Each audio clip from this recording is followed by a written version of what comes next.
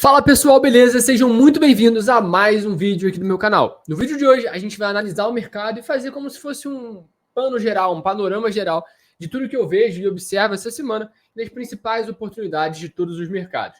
Geralmente eu deixo o final de semana todo off, não analiso muito o mercado, não fico muito de olho, para que eu possa chegar nesse vídeo aqui com vocês, passar uma visão bem clara e analisar do zero junto com vocês.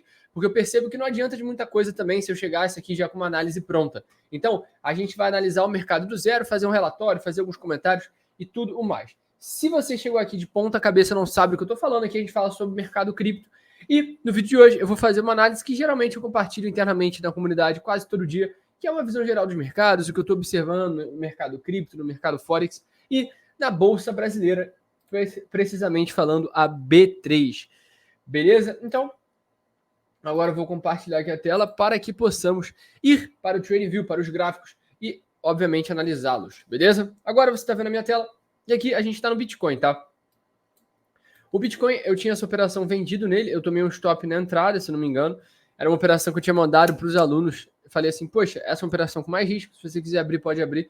E ela acabou até estopando depois, né? O ideal seria a gente ter entrado com um stop acima desse topo, mas teria uma simetria menor, tá? O que eu visualizo para o Bitcoin, e eu vou até deixar a tela cheia aqui para a gente conseguir analisá-lo de uma maneira mais profunda, é a seguinte movimentação nos próximos dias, tá? A gente tem aqui o gráfico diário, o ideal é sempre começar pelo semanal, que mostra, de fato, uma rejeição para ambos os lados, mas, na minha visão, a gente está preso. Por que a gente está preso? Porque a gente está dentro desse Fair Value Gap, que foi, sim, um entreposto, né, uma pedra no meio do caminho para o mercado que queria, de fato, ver, para o varejo, queria, de fato, ver o mercado subindo, mas foi rejeitado por essa mínima aqui, que segurou o preço e manteve aí a movimentação com fluxo de baixa, tá? Lembrando, a gente está no fluxo de baixa no Bitcoin nos time frames menores. Quando eu me refiro a fluxo de baixa, é óbvio que eu estou falando de time frames menores, porque se a gente olhar o semanal, por exemplo, a gente quebrou uma estrutura muito importante, tá?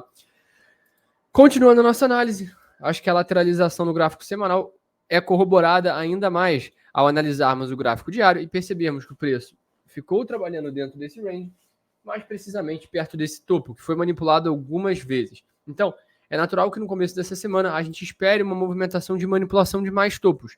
Por quê? A gente chama de buy side liquidity a região onde ficam os stops dos compradores e dos vendedores, ou seja, é uma região com muita liquidez. Então, a gente define como buy side liquidity uma região com topos muito alinhados que geralmente coincidem com uma região de altíssimo índice de manipulação, tá? Então, a gente vai ter outras buy sides aqui em cima para serem testadas, e eu acho que é natural que a gente faça esse reteste, até porque o Bitcoin rejeitou muito bem esse Fair Value Gap aqui no diário. Então, o curtíssimo prazo da minha visão é sim uma visão de alta.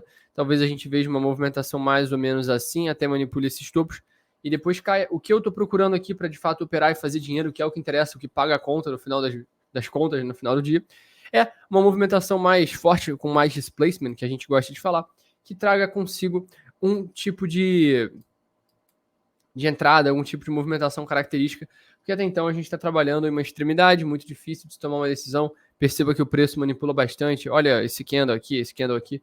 Então, por hora, eu prefiro não operar o Bitcoin, tá? Fora ele, a gente tem a LDO. A LDO que a gente fez uma venda linda. Eu cheguei a bater mais de R$5.000 no lucro.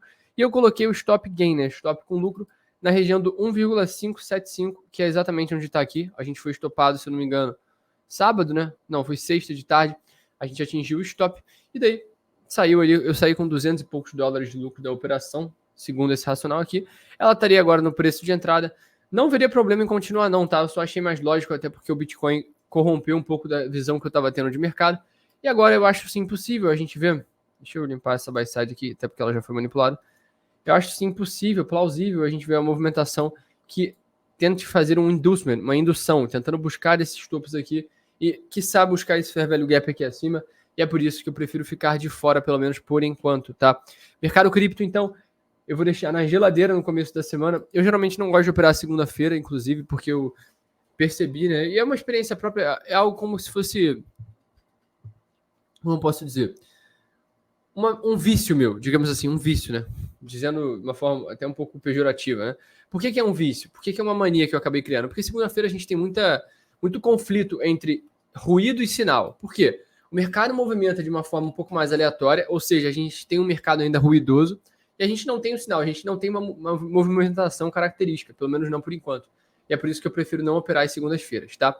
Rune, eu tô achando ela bem interessante, né? Teve aluno falando que ela ia subir, e foi exatamente o contrário que ela fez, né? Ela manipulou esses topos e virou a mão e veio aqui embaixo. Muito interessante.